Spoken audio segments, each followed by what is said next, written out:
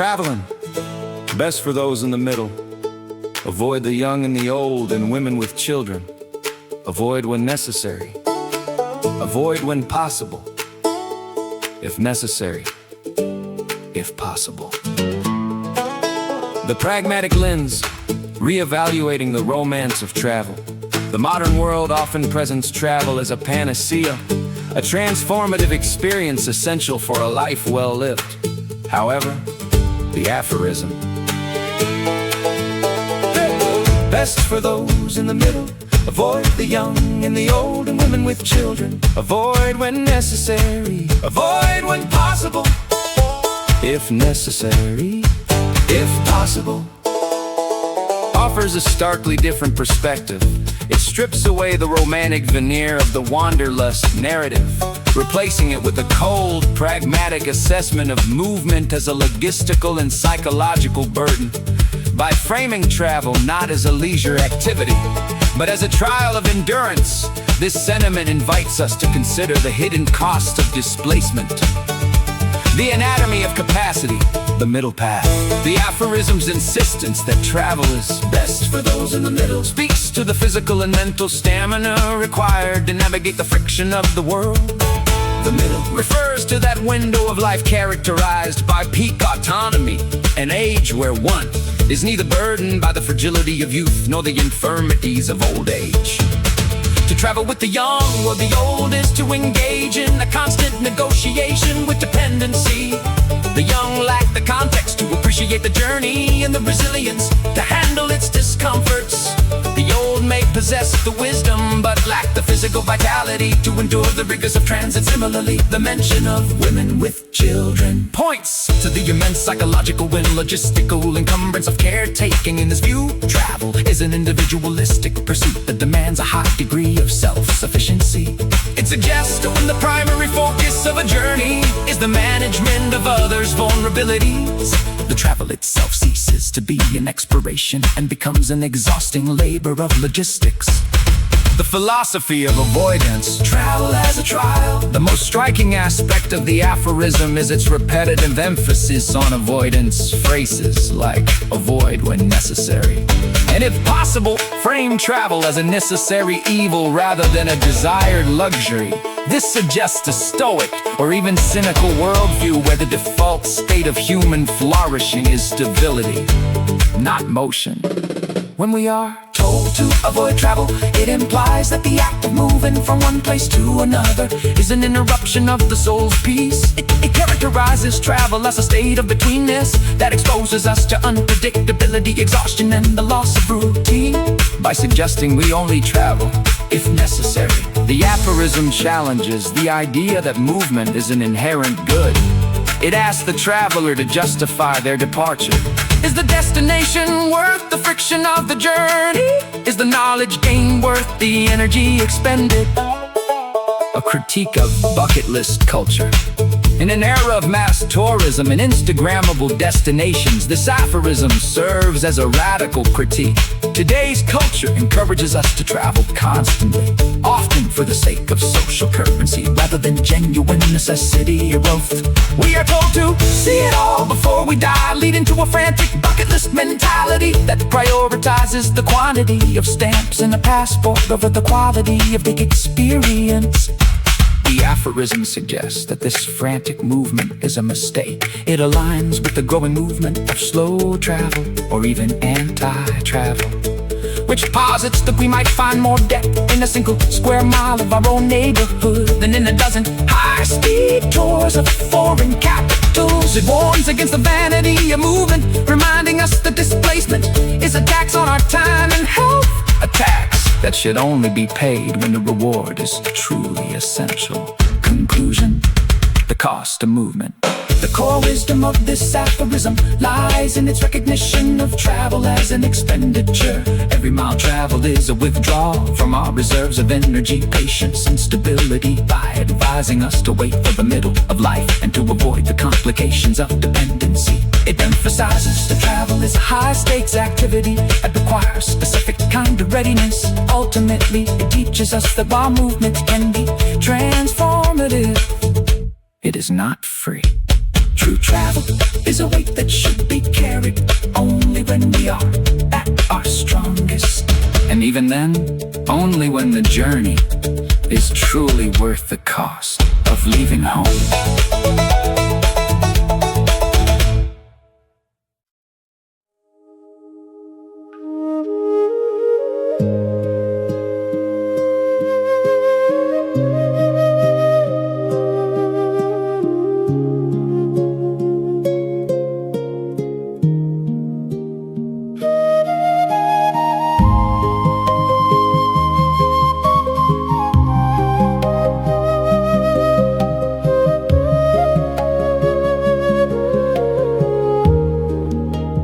Whether I want to or not, I am here at the peak of my dream.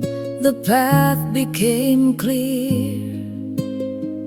A silent shadow locked every stride. Nowhere to run, nowhere to hide.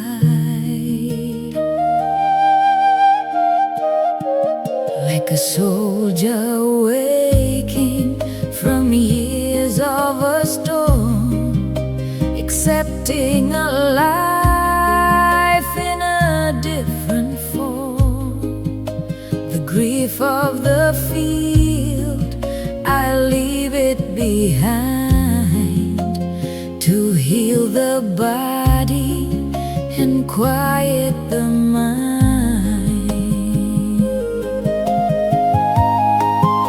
At last I am rising on my own, finding a strength I've never known.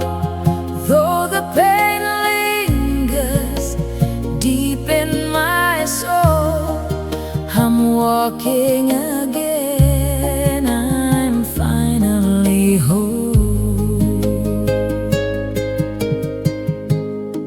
It's not easy to let go of the glory I held, when every ambition was suddenly felt.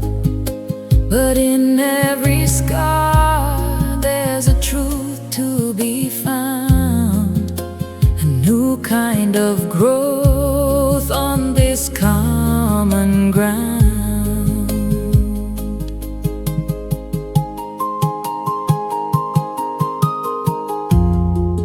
But I know He knows better than me, the secrets of life I've yet to see, calming the heart that used to mourn. In His perfect will I am reborn.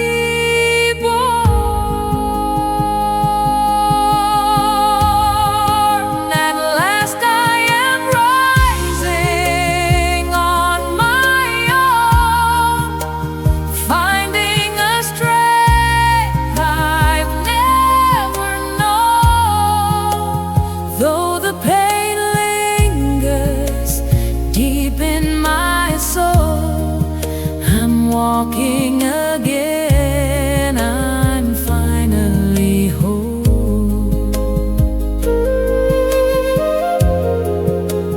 Peace in my soul, the best for me.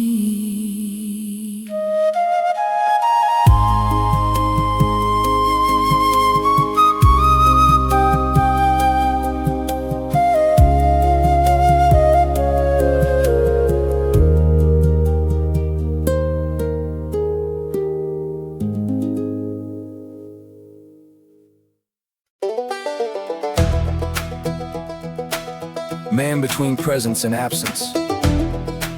In his visual works, the Saudi artist Ali Safar, Ali al-Safar, paints a world in which the bodies and shadows intertwine, and the bodies become symbols of questions larger than reality itself. Between painting and painting, Yellow takes us on a journey from mystery to serenity, from optical overcrowding to luminous abstraction. In one of his paintings, crowded human blocks in dark blue and gray gradations take us toward an intense psychological landscape.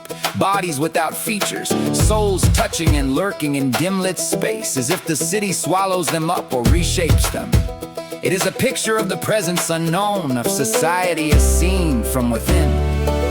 As for the other painting, we stand before an amazing transparency, where white splashes are sequenced in a quiet, almost devoid of noise. There is no place for crowding here, but contemplation and stillness, as if the artist depicts a spiritual journey or a state of human abstraction in the face of the light. Yellow style reflects a mature experience that goes beyond form to substance. He does not paint a person as a body, but as a state, as a feeling, as a story hiding behind a color or a refraction of a shadow. I am not looking for beauty in itself, but for visual sincerity, for the moment when sense stops before reason. Ali Safar.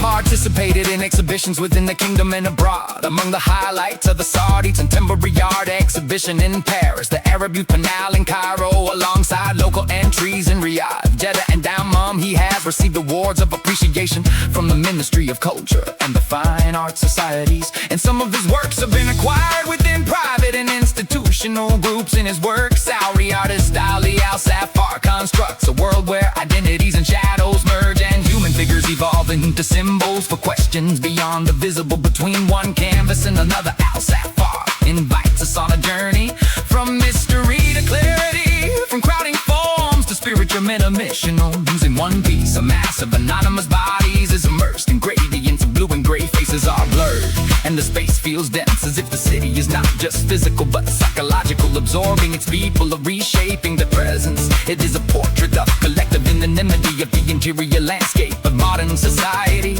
In contrast, another work presents serene alignment, pale, translucent figures standing in harmony with light. Here, there is no chaos, only reflection. It evokes a spiritual journey or an inner ascent towards stillness and purity. Al-Safar's aesthetic reveals a refined vision. He does not paint bodies, but states of being, feelings suspended in color, silence hidden in shadow. I'm not chasing beauty itself, I'm seeking visual honesty, a moment where emotion overtakes intellect. Ali Al-Safar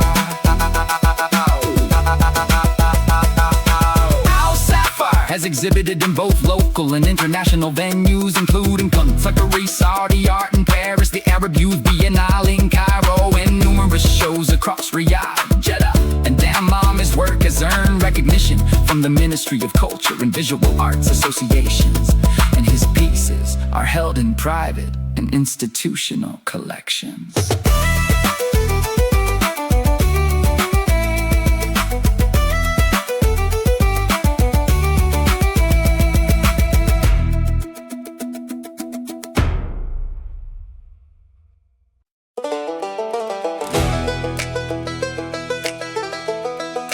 Mechanism of vision and image psychology, D'Ism Asiri.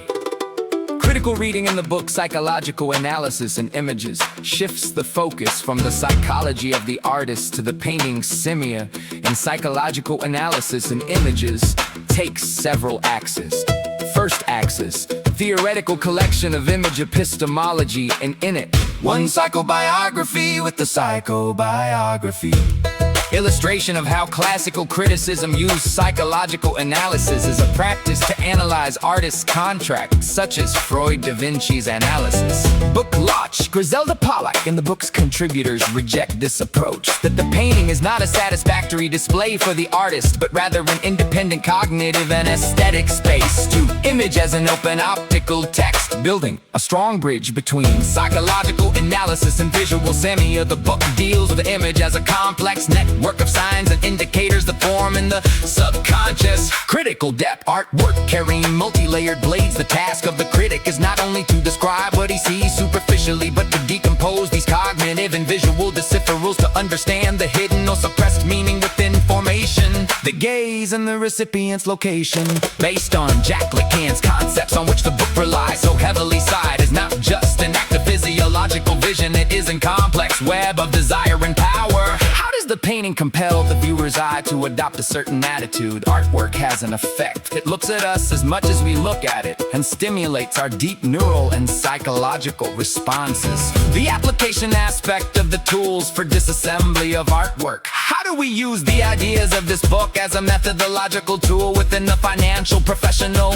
Dual eye reading methodology proposes an applied methodology that integrates metaphysical analysis, similar to Edmund Feldman's approach to description. Metaphysical analysis and psychological interpretation. In a practical step, the critic begins analyzing composition, lines, blocks, and colors, either in strict abstract schools like supremacy and Bohas, or in arts loaded with heritage insects. Then it moves on to understand how these formative elements create a psychological state, or how they embody visual conflict. The impact of memory and time on the painting, using book tools to analyze how collective and individual memory attends artwork. When reading the works of pioneers, whether in Iraqi, Egyptian, or Saudi art, we do not look at heritage symbols or decorations as mere nostalgia for the past, but as an attempt by the optical unconscious to restore an identity or restore a lost balance by restructuring it in modern forms.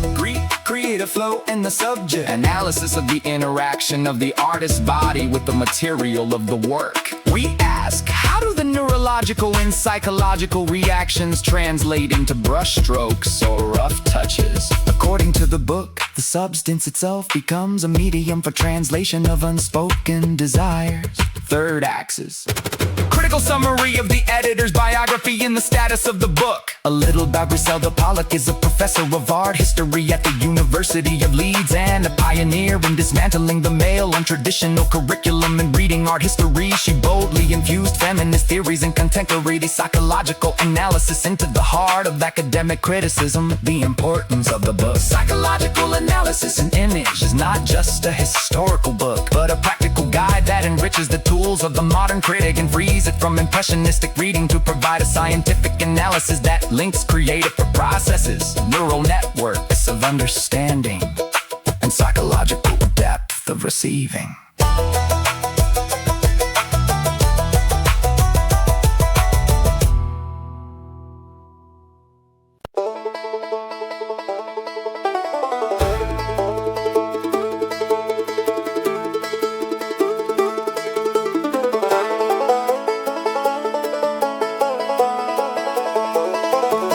In the collective religious imagination, John the Baptist is often framed as a rugged ascetic, a proto-hipster of the desert with a taste for wild honey and a penchant for bold fashion choices. We see him through a lens of divine eccentricity, where his wild hair and camel skin robes are stylistic markers of holiness. But what if the historical reality was far more jarring? What if John was not merely eccentric, but genuinely clinically mad? A man possessed of a defect of the mind that was as alienating as it was unmarketable. To view John the Baptist as truly crazy and hated is to confront the uncomfortable border where holiness meets pathology. Historically, the distinction between a prophet and a lunatic has often depended on the utility of their message to the status quo or their ability to command a following.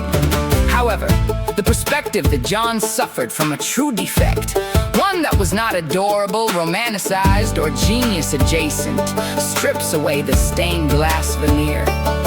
It forces us to reckon with the raw, abrasive nature of a human being who was denied by his society, not because he was too holy, but because he was fundamentally wrong in the eyes of his peers.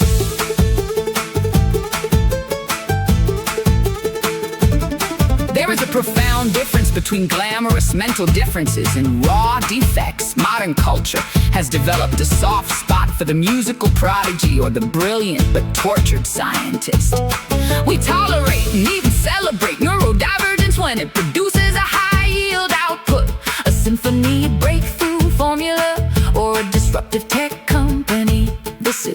productive madness. In contrast, the true defect, the disjointed, socially repellent, and non-lucrative mental instability is met with visceral exclusion.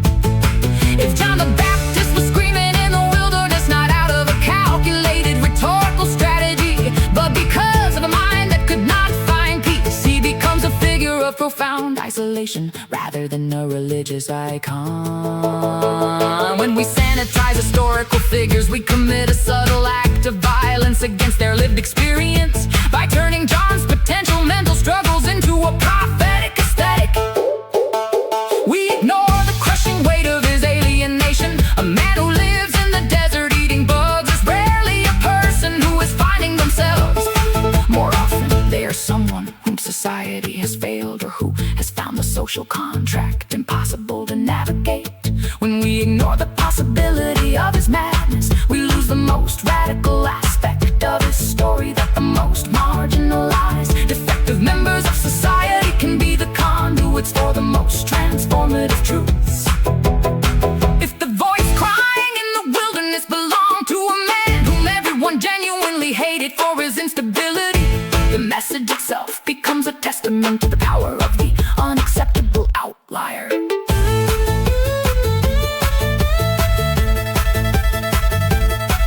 This perspective has searing relevance today. Our society claims to be more inclusive of the outlier, yet our empathy is still largely conditional. We create space for the quirky individual who fits a marketable trope, but we continue to push the crazy and hated to the periphery. The person on the street corner whose defect of the mind manifests as agitation or social discord is not seen as a potential prophet. They are seen as a nuisance to be managed or moved out of sight.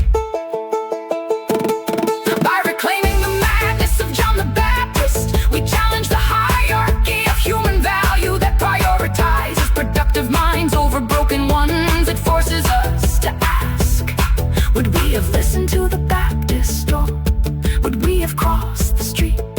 If truth comes through a vessel that is truly defective, lacking the adorability of the romanticized genius, do we have the capacity to hear it?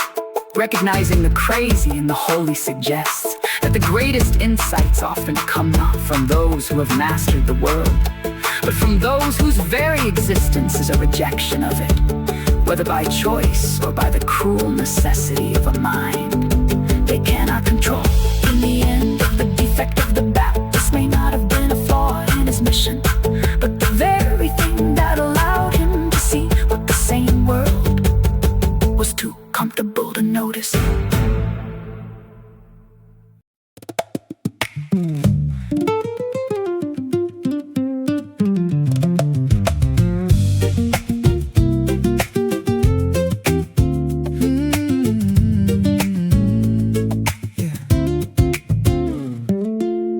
Midnight chime and I'm staring at the ceiling, wishing I could reach across the map.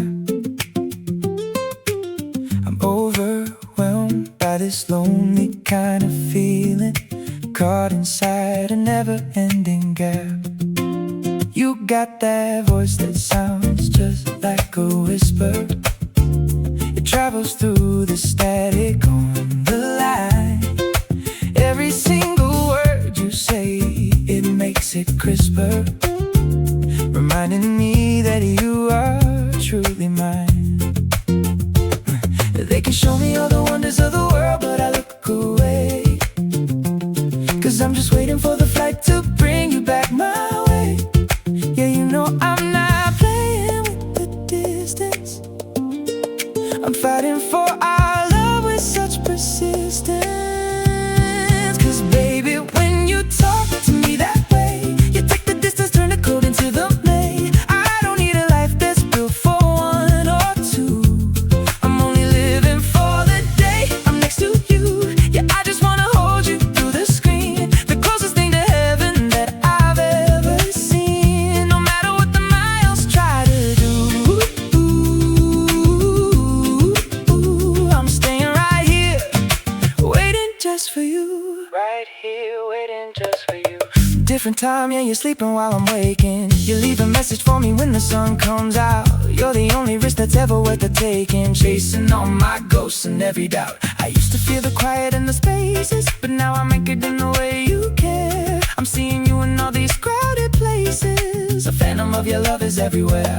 They can show me all the wonders of the world, but I look away. 'Cause I'm just waiting for the flight to bring you back my way. Yeah, you know I'm not playing with the distance. I'm fighting for our love with such persistence. 'Cause baby, when you talk to me that way, you take the distance, turn the gold into the bay. I don't need a life that's built for one or two. I'm only living for the day I'm next to you. Yeah, I just wanna hold you through the screen, the closest thing to heaven that I've ever seen. No matter what the miles try to do, I'm staying right here, waiting just for you. Tell me what you need, I'll send it. My heart is yours, I'll never mend it. Never gonna let the signal die, no. I'll be watching for the morning sky, 'cause you're the heartbeat in the air I breathe. You're the only one I'll ever need. 'Cause baby, when you talk to me that way, you take the distance, turn the cold into the main. I don't need a life that's built for one or two. I'm only living for the day I'm next to you. Yeah, yeah, I just wanna hold you through the screen, the closest thing to heaven that I've ever seen. No matter what the miles try to do, I'm staying right here, waiting just for you. Right here, waiting just for you, baby, baby. You're right here, waiting for you, ain't going nowhere. It's just me and you, right here, waiting for you.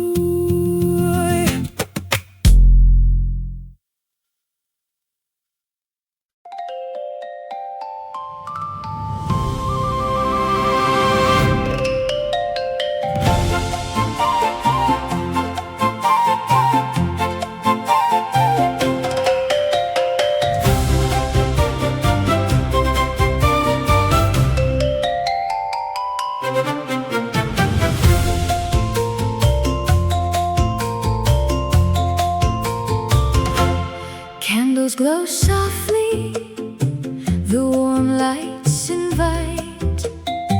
Ornate table set perfectly, what a beautiful sight. Laughter fills the air, a welcome so sincere. Linger here a moment, let your heart draw near. Open arms of kindness, every waiter smiles so bright. Come and taste the wonder, come and feel the grace. Every flavor tells a story in this cherished place.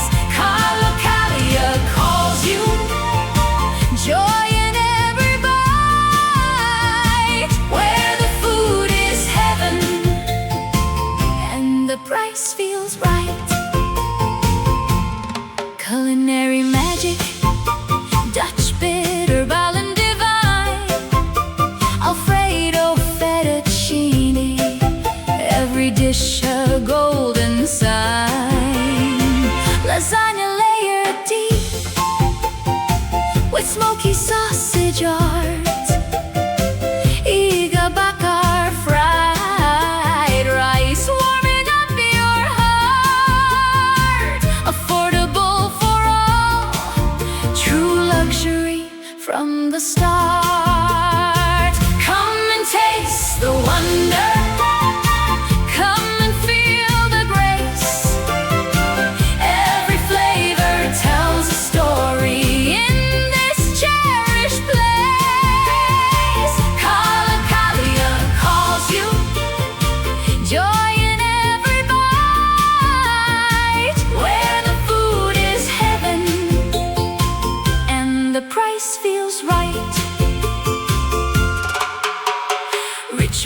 Mama's drifting zuppa soup in the air. Every server greets you with exceptional care. Suncloud mocktails, glowing sandal dough, it's so sweet. Truffle olive ball and flavors you will want to meet. Almond butter coke melting, a dessert so complete. Soft music playing, cushioned seats embrace. Warm and cozy corners, your own private space. From the first hello to the final goodbye, the staff make every moment feel like you can fly.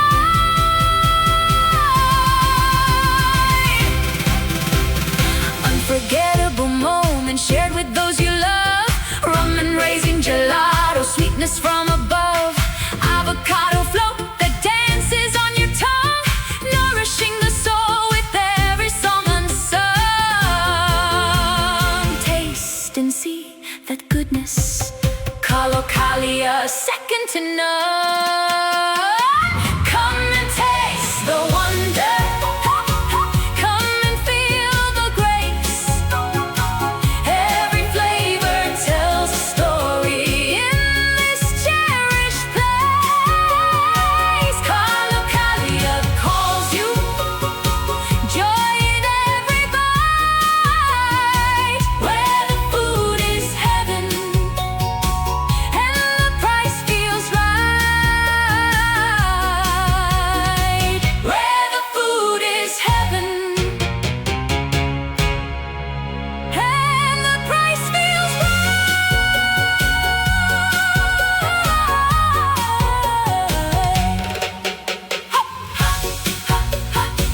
A sanctuary of flavor where every heart finds rest.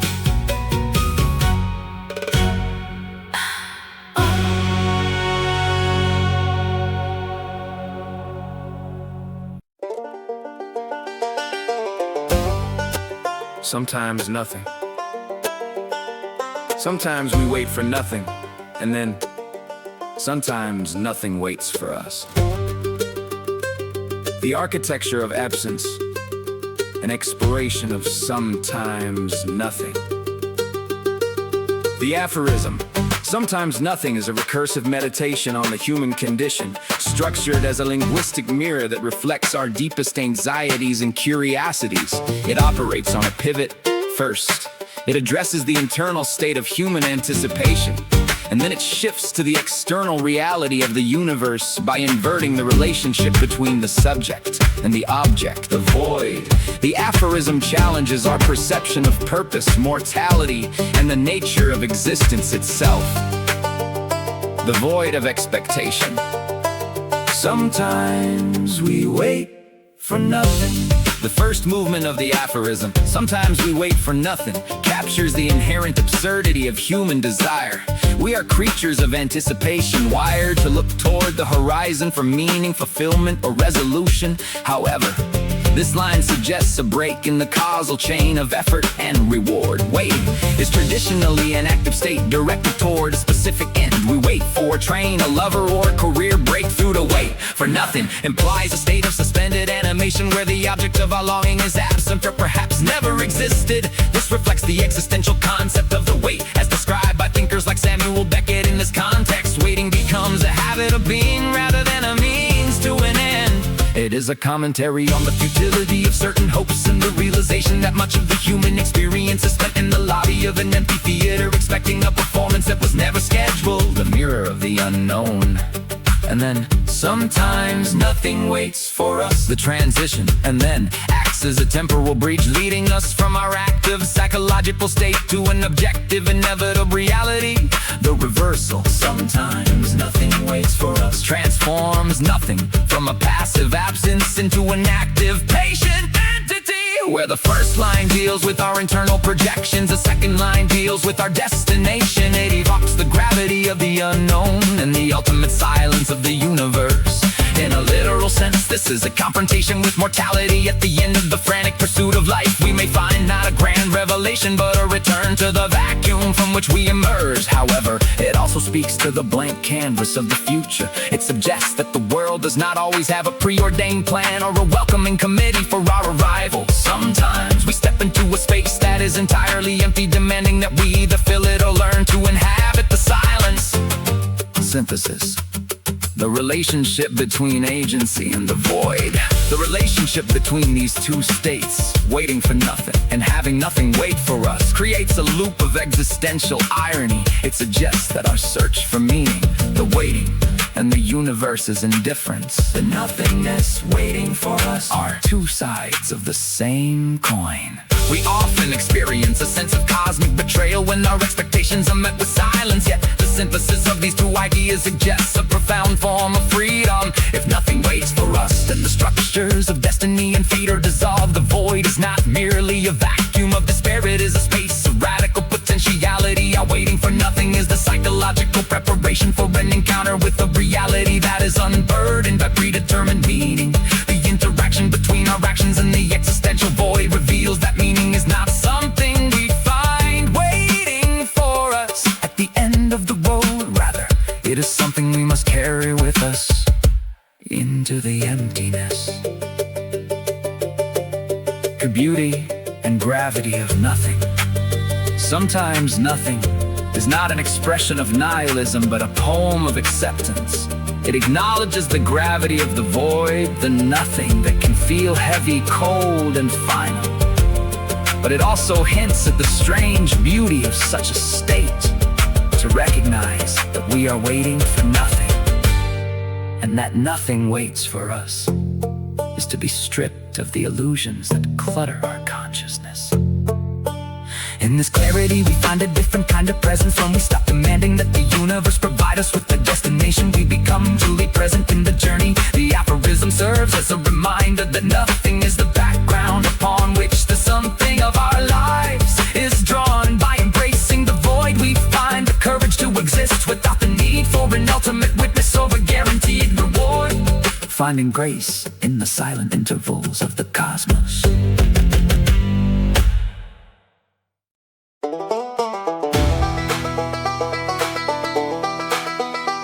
Modern and contemporary arts appeared in Europe and America in special cultural and political contexts and societies without others, making them diverse in different schools, trends, and streams.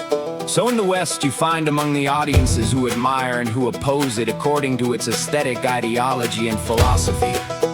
The formative movement in Saudi Arabia has not been an exception among the artistic movements in the Arab country in general, where modern arts such as abstraction and later have moved to it, where visitors of the exhibitions are seeing very contemporary artworks, and these works are seen in the growth of quantity and quality within the galleries in Saudi Arabia and Gulf countries and the rest of the Arab countries. What I can describe in lines is that the Saudi artists mostly practice contemporary art as it is outside to the inner square of the local audience without awareness and study of those historical and cultural contexts in which this type of contemporary or modern arts emerged after the two world wars in the 20th century, and the study of Western philosophical thought. This is what created a gap between the artist and the audience in our visual arena, where the artist exhibits his work in halls to spread his idea and artistic message, but he is surprised that it does not reach the audiences, and this problem is repeated with most artists. This is accompanied by a collective opinion of the audience from various members of the society that they do not understand the language of visual art and its current substances, and what it contains: symbols, forms, and visual messages which defame beauty and embellish ugliness, as if they are watching curses and hearing scandals from artists and a bunch of critics and hall owners about these exhibitions and what values it contains, artistic and creative, drawing the features of their contemporary culture. In my view, the above is true and correct. The problem lies in the imitation and inability to transfer such artistic practices from global to local, including philosophical ideas, following a style of superiority to the public and degrading their intellectual and cultural level. What I also notice is that the critics of the contemporary art movements in the West are many. Some of them depending on the historical context of its emergence, the Cold War, the role of the Zionists in managing the art movement, owning galleries, buying and marketing businesses, selling auctions, controlling the media, and buying critics in Europe. For example, the average price of Louis Fontana paintings is $15 million, 55 million rials, according to the study of the website of the art market.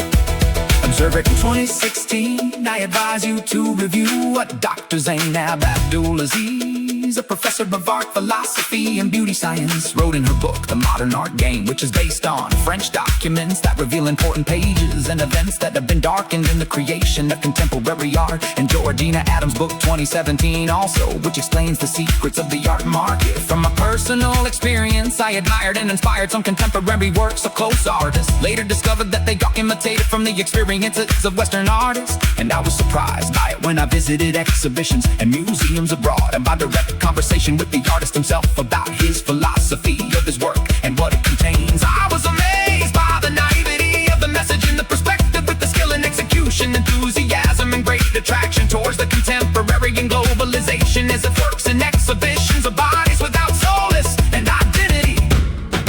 Katama, I recommend my fellow artists on the necessity of thinking, contemplating, observing, and developing culture about the philosophy of art and the global cultural movement, to know the historical roots of contemporary arts and analyze its reality, to know its rewards, changes, and steward its future, to make use of their artistic skill and visual creativity to build an artistic experience that the audiences can witness, to have contributed to the formation of their consciousness and the development of the taste and aesthetic sense, creating a positive trend towards art and artists.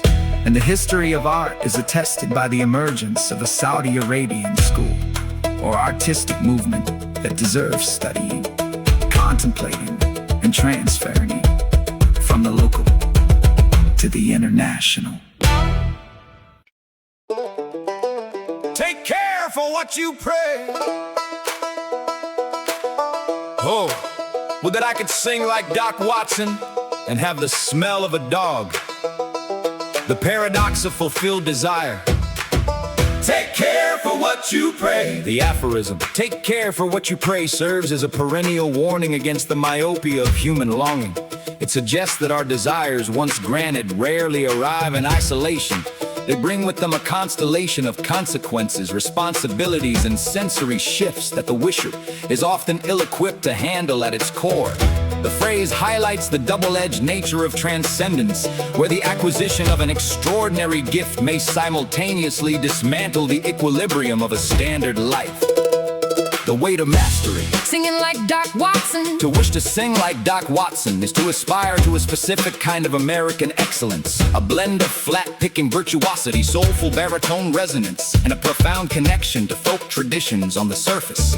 This prayer is for the possession of beauty and the ability to move others. However, the aphorism reminds us to look beneath the aesthetic surface. To possess the voice of Doc Watson is to inherit the sensitivity required to produce such mastery. Often comes from a place of deep labor, or in Watson's case, a life navigated through the darkness of blindness, where sound became his primary landscape. To have the gift is to also carry the weight of its demands. The public expectation, the vulnerability of artistic expression, and the potential isolation of being a vessel for a talent that exceeds the common experience. The prayer for talent is, in effect, a prayer for a transformation of the self that may leave the original person behind. The nuance of the aphorism becomes even more visceral when considering the desire for the smell of a dog. Specifically, the dog's hyperacute olfactory capability to a human. The idea of super smelling sounds like a profound expansion of consciousness, a way to perceive the hidden chemical narratives of the world. Yet, in the context of the modern world, this gift would likely manifest as a relentless sensory assault. A dog's sense of smell is estimated to be 10,000 to 100,000 times more acute than a human in a pristine forest. This might be would force the recipient to endure the overwhelming stench of industrial chemicals, rotting waste, and the pheromonal anxieties of every passing stranger. What began as a prayer for heightened perception ends as a sentence to perpetual overstimulation. This illustrates the central irony of the aphorism. We pray for more life, forgetting that our biological limitations are often the very filters that make life bearable.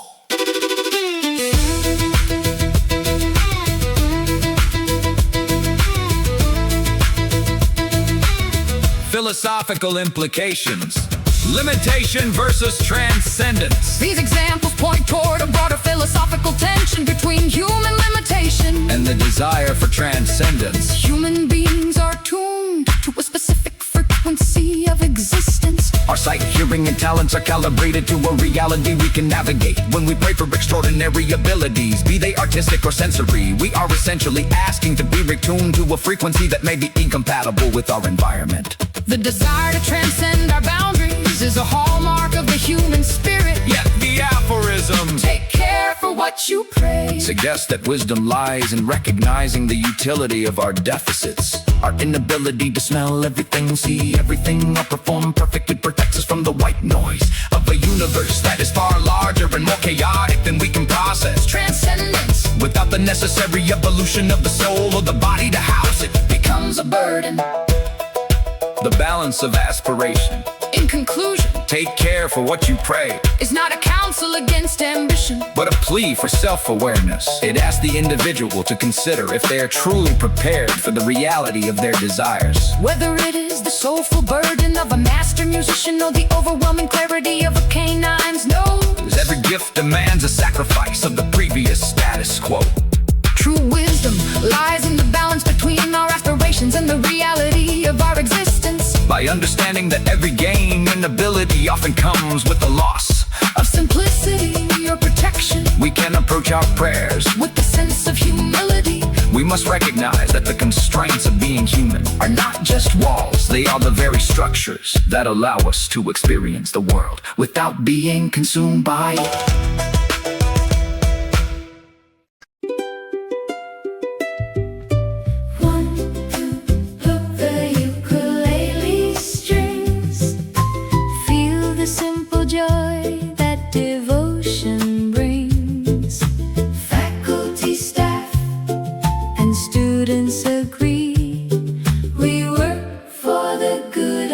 Society, a melody of unity from poltergeist bando, where blessing and achievement are gracefully hung.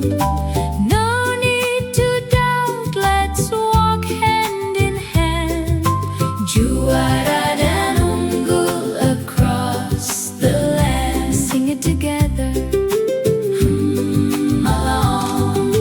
Nurturing the body, calming the mind, leaving a legacy of the best kind, with noble ethics and a gentle embrace.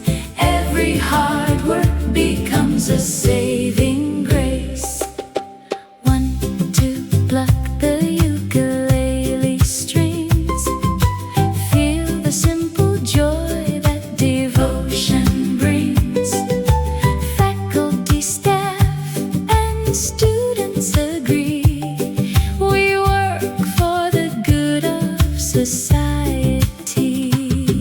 A melody of unity from poltergeist bando, where blessing and achievement are gracefully hung. No need to doubt, let's walk hand in hand, Juara dan Unggul across the land. Sing it together. Along. Nurturing the body, calming the mind, leaving a legacy of the best kind, with noble ethics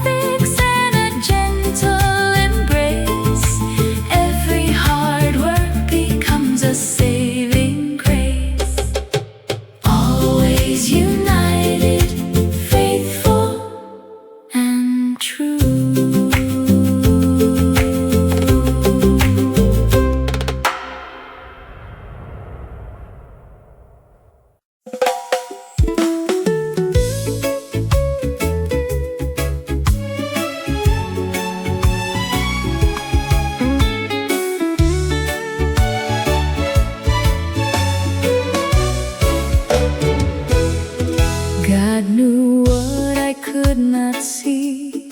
He knew what my heart would need. I came with pieces deep inside, still learning how to receive. He placed new life beneath my heart, a quiet gift from above. Before I knew what he was doing, he was teaching me love. Not all at once, not like thunder, but softly day by day, through little hands and little voices, he was showing me the way. First came love, then came joy, then came rose to help me rise. 3 small hearts, 3 holy gifts, 3 lights in my life. God knew what I needed when I could not understand. He healed me through the children he placed inside my hands. I did not know I was changing. I did not see my soul grow, but heaven moved so gently in ways I did not know. Through every smile, through every tear, through every call of mother, God was lifting me higher, one season after another.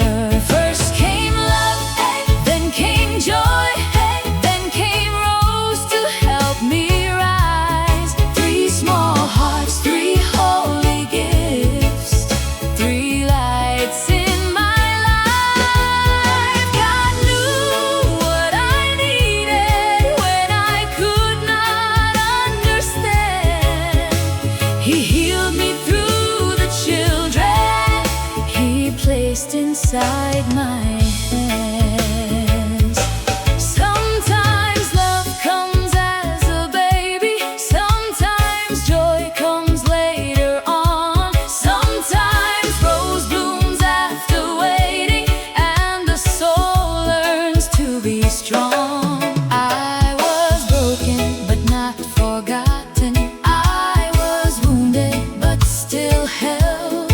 God was writing mercy in the story I could not tell. First came love, then came joy, then came rose to help me rise. 3 small hearts, 3 holy gifts, 3 prayers beneath the sky. God knew what I needed before I ever knew. He healed me through my children and made my heart brand new. Not all at once, not like thunder, but softly more and more. Through love, through joy, through rose, my soul learned how to soar.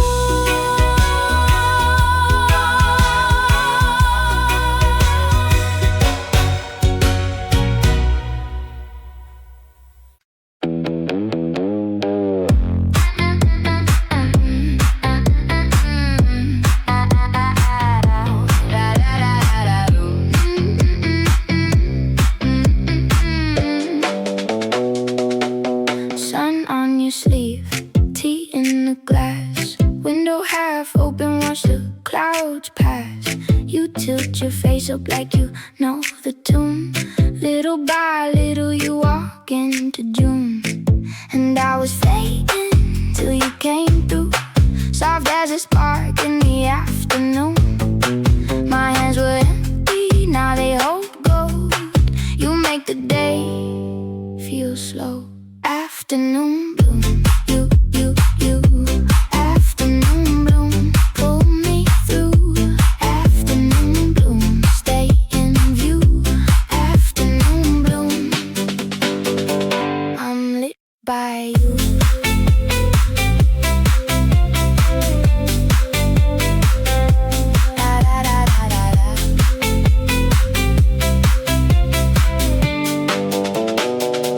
Bare feet on the floor, old fan turning slow. Peach on the table, honey in a bowl. You laugh with your eyes, I catch that shine. The whole room opens one petal at a time. And I was fading till you came through, soft as a spark in the afternoon. My hands were empty, now they hold gold. You make the day feel slow. Afternoon bloom, you, afternoon bloom, pull me through. Afternoon bloom, stay in view. Afternoon bloom, I'm lit by you.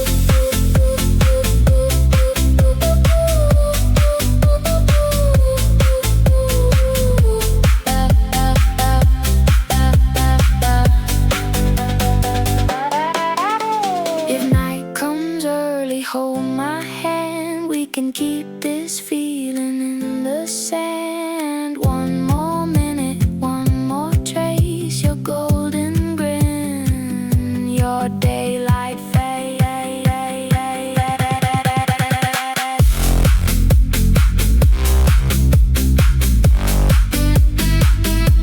Afternoon bloom, you, afternoon bloom, pull me through. Afternoon bloom, stay in view. Afternoon bloom.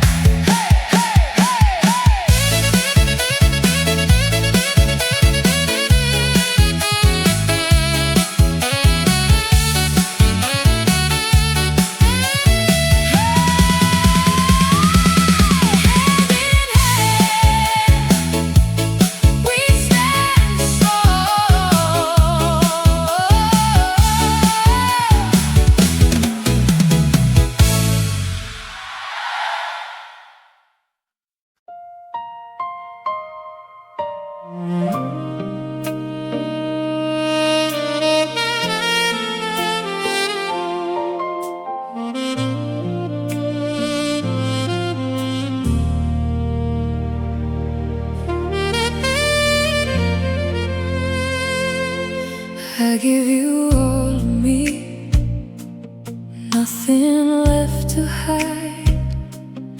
Even when you're far, you're still right by my side. I whisper your name in the silence of night, wishing you'd hold me and make it alright. Every heartbeat, every sigh is a song for you, and I don't know why it hurts this way but still feels true. No one else, just you, just you. All of me is yours, forever and more. Even from a distance, you're what I'm living for. I miss you like the moon needs the tide, like the stars that can't shine without the night. I love you more, I love you still, and I always will.